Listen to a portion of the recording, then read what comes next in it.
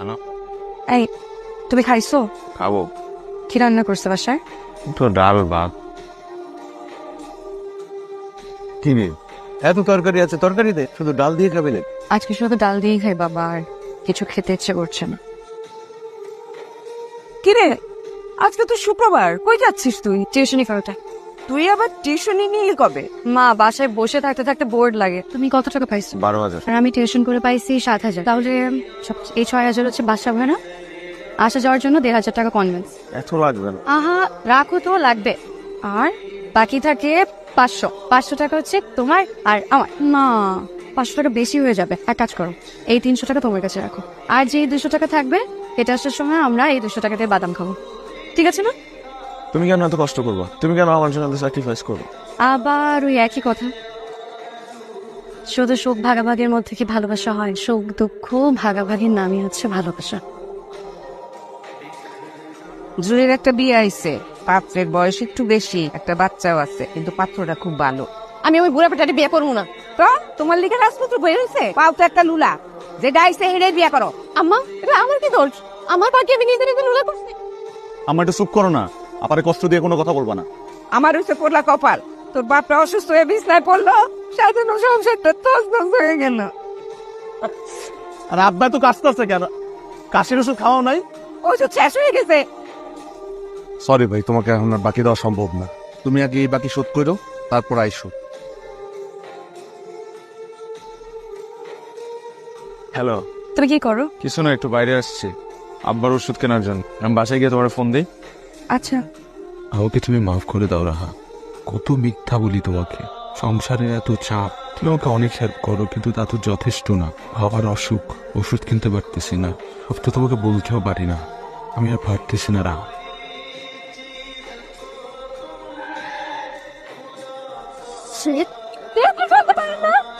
দেখেছো মানে, আপনারা তো আমার উপর গাড়ি উঠাই দিচ্ছেন। গায়ের উপরে দিয়ে উঠায় দেয় না, এটাই বেশি। সামনে থেকে সর।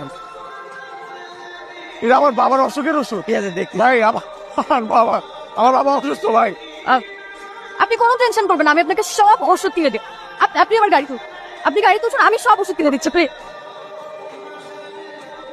যাই না, আমি করে হারাই ফেলছি ফোনটা। আচ্ছা, আপনি না আমার আপনি মানে আপনার ফোনটা আমার গাড়িতে রেখে গিয়েছিলেন। বসুন না। কি করেন আপনি? আমি পড়াশোনা করে। আপনার বাবার কি হয়েছিল? একবার স্ট্রোক করছিল, এরপর আর পুরোপুরি কখনো সুস্থ হতে পারে নাই। আমাদের একটা হসপিটাল আছে, if you need any help আমাকে জানাতে পারেন। আমার ফোন নাম্বারটা দেখান।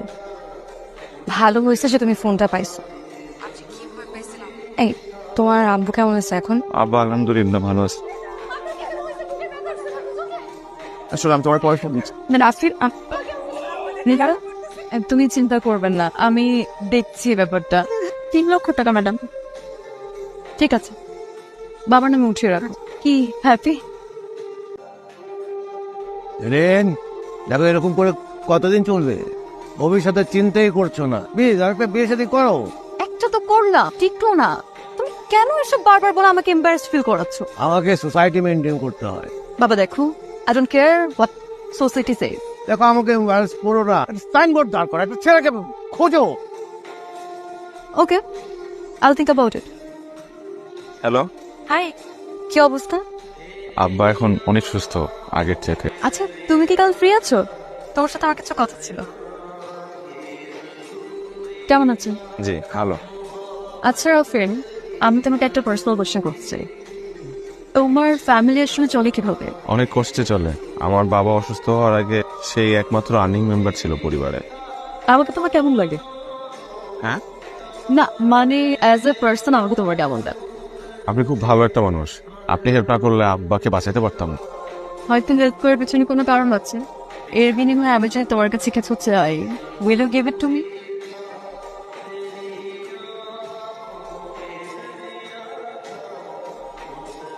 এই ছেলের বাবাকে বাঁচিয়ে তুই তো ওকে তোর খাঁচায় পুরোপুরি বন্দি করে ফেলেছিস।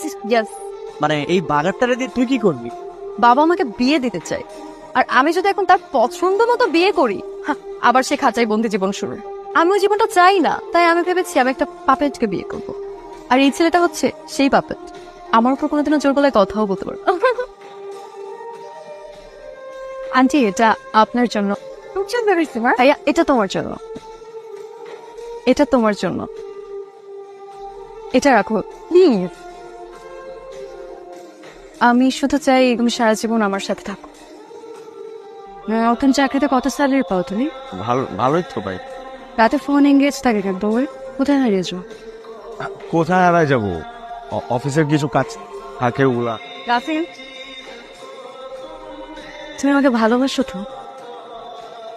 হ্যালো, তুমি কোথায়? আমার সাথে এখন একটু দেখা। জি স্যার, আমি আসতেছি, যাইতে হবে বুঝছো। অফিস থেকে ফোন দিছে, তুমি একটা সিএনজি নিয়ে বাসায় চলে যাবে, তাই না? কি চুপ করে আছো কেন? কি বলবো, আপনি বলেন। তোমাকে না বলেছি তুমি করে বলতে?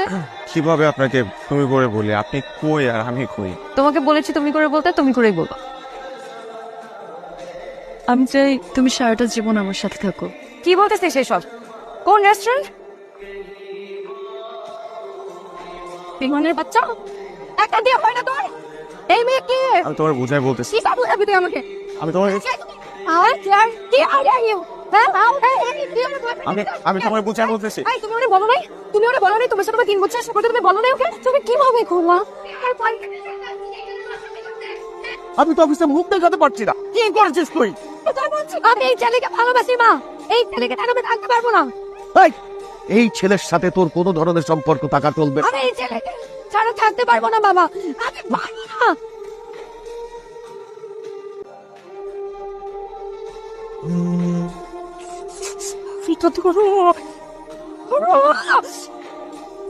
আমি সরি বলছি তো। আমি কই দিয়ে মই মাইয়ারে খবরদার ফোন করবি না, একদম কোনো সম্পর্ক রাখবি না। তোমার বলা কোনো কথা শুনবো না, দেখো। শুনবো না মানে ওর গাড়ি। এই ছেলেকে বিয়ে করতে চাও? হ্যাঁ বাবা। করে ফেলো। Thank you so much. Raha তোরে কত ভালোবাসে। রাহার মতো এত ভালো একটা মেয়ের সাথে তুই এটা কি করলি? ওরে সাইরে তুই আরেক মেয়ের সাথে চলে গেলি, তোর পানিশমেন্ট হবে।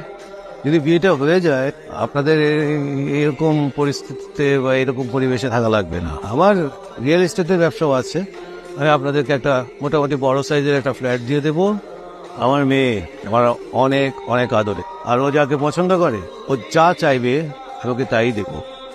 আপনার ছেলে তখন তো আমার মেয়ের জামাই হবে, মানে আমার ছেলের মতোই হবে।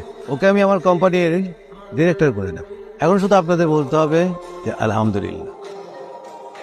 এটা আপনাদের নতুন ফ্ল্যাট, দেখেন না? দেখো দেখো। হ্যালো রাফিন, রাফিন তুমি প্লিজ ফোনটা আমার ধরো না প্লিজ। আই এম সরি, আমার একদম করা উচিত নয়। তোমার সাথে আর দেখা করবে না, আমি তোমাকে কত ভালোবাসি। কি করলি?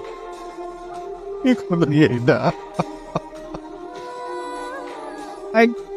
কোনো কথা নাই, কোনো কথা নাই তো। তোর জন্য আমি যারে ভালোবাসি তারে ছেড়ে চলে গেল। ভাবলাম আমার কলিজার টুকরা যারে ভালোবাসে থাকুক, তার কাছে থাকুক, ভালো থাকুক, সুখে থাকুক। তুই ওরে টিস্যু পেপারের মতো ইউজ করে ছেড়ে চলে গেলি।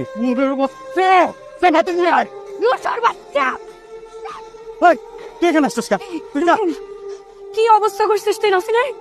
তোর এখনো ওর জন্য দরদ আছে, এখনই তোর মনে ওর জন্য ভালোবাসা আছে। তোর টিস্যুর মতো ইউজ করে ছুঁড়ে ফেলাই দিয়ে আরেক মেয়েরে বিয়ে করতে চলে গেছে। তুই ওর জন্য এই করতেছিস, ও তো মানুষ না, ও তো একটা জানোয়ার। তুই একটা পশু। কি হয়েছে তোমার?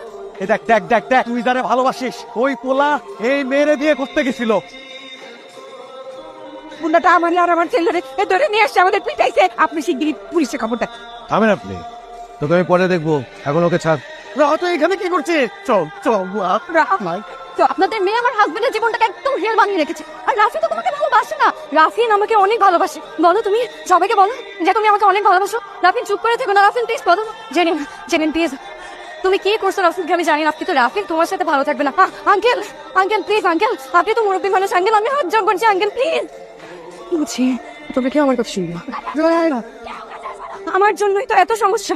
আমি এই দুনিয়া থেকে চলে যাবো, একদম যাবো। আমার বোনটা পঙ্গু, এই কারণে ওর বিয়ে হয় না। আবার যদি কেউ ওকে বিয়ে করতে রাজি হয় তাহলে মোটা অঙ্কে টাকা চাই।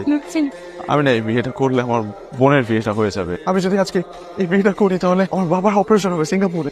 আমার পরিবারের এই শহরে মাথা গোজার কোনো ঠাঁই নাই। আমি যদি আজকে এই বিয়েটা করি তাহলে বাকিটা জীবন সুখে শান্তিতে থাকতে পারবে না। তুমি আমাকে প্রমিস করছিলে তুমি আমাকে ভালোবাসবে, দেখো না আমি তো ভালোবাসি। এই সবার সাথে আমি করছি, আমার এই হৃদয় তোমাকে ভালোবাসতে শুরু করছিল এবং আমি সিদ্ধান্ত নিয়েছিলাম যে আমি আমার বাকিটা জীবন তোমাকে আমার এই হৃদয় আগলায় রাখবো। এই দারিদ্রের সাথে যুদ্ধ করতে করতে আমি ক্লান্ত, আমার ভেতরে কিচ্ছু নাই, সবকিছু তোমরা বুঝছে শেষ হয়ে গেছে। তুমি আমার মাফ করে দাও না, থাকতে পারবো না রবিন। আমি তোমার হাত জোর করে অনুরোধ করতেছি, তুমি আমার জীবন থেকে চলে যাও।